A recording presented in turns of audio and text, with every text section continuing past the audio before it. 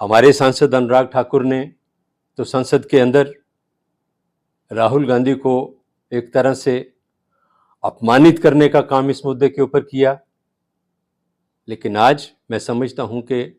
राहुल गांधी जिस विषय को लेके, जिस मुद्दे को लेके इस देश के अंदर चले,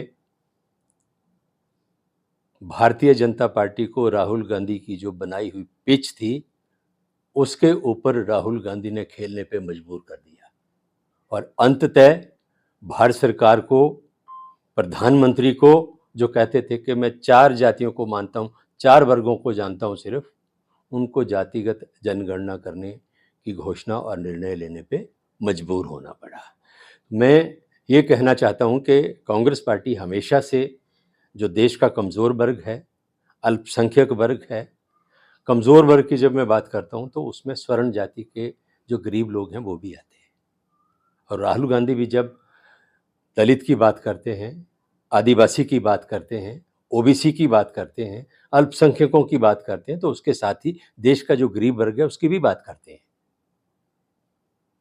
तो कांग्रेस पार्टी हमेशा से इस एजेंडे पे इस देश के अंदर काम करती रही है कि इस देश का जो डाउन ट्रोडन्स हैं, पिछड़े हैं, दलित हैं और गरीब हैं, उनका उत्थान किस तरह से किया जाए। भारतीय जनता पार्टी के लोग हमेशा कांग्रेस के ऊपर एक आरोप लगाते हैं, एक टिप्पणी करते हैं कि कांग्रेस ने देश के अंदर तुष्टीकरण की राजनीति की। भारतीय जनता पार्टी का तब जन्म नहीं हुआ था, भारतीय जनता पार्टी का तब गठन नहीं हुआ था जब इस देश के अंदर कांग्रेस पार्टी ने सत्ता संभाली और एक ऐसा देश मिला जिस देश में भूखमरी थी, जिस देश में छुआछूत थी, जिस देश में सती प्रथा थी, जिस देश में अनपढ़ता थी, जिस देश में अकाल पड़ता था, जिस देश में भूखमरी थी, जिस देश में अगर कोई बीमार होता था तो उसके इलाज के लिए हॉस्पिटल की बजाय चेले और चंटों के पास जो था वो लोग जाते थे। पहले भारत सरकार ने कैबिनेट में फैसला लिया जातिगत जनगणना देश के अंदर कराने का। हम इस फैसले का स्वागत करते हैं और जैसा कि आप जानते हैं, राहुल गांधी ने सबसे पहले देश के अंदर जाति के आधार के ऊपर देश के अंदर जनगणना कराने की बात की। और जब राहुल गांधी ने इस विषय में चर्चा की, मांग की, राहुल गांधी का भारतीय जनता पार्टी के नेताओं ने मुखौल उड़ाया। यहाँ तक कि राहुल गांधी को अपमानित भी किया गया। राहुल गांधी के खिलाफ अभद्र भाषा का इस मुद्दे के ऊपर इस्तेमाल भी किया गया। लेकिन राहुल गांधी ने पूरे देश के अंदर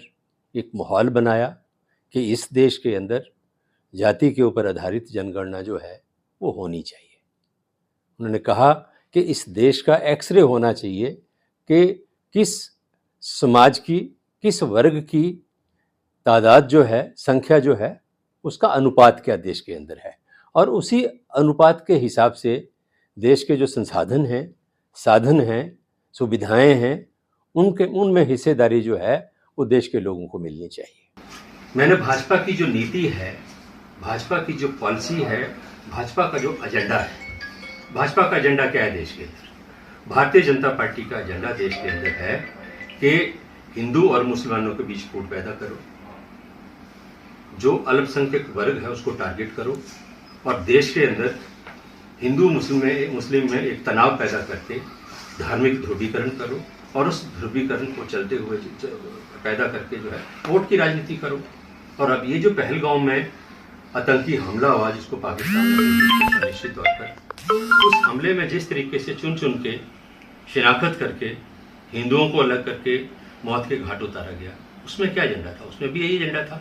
कि देश के अंदर, हिंदुस्तान के अंदर हिंदू मुस्लिम आपस में लड़े, दंगे हों इस आधार के ऊपर कि जैसे कि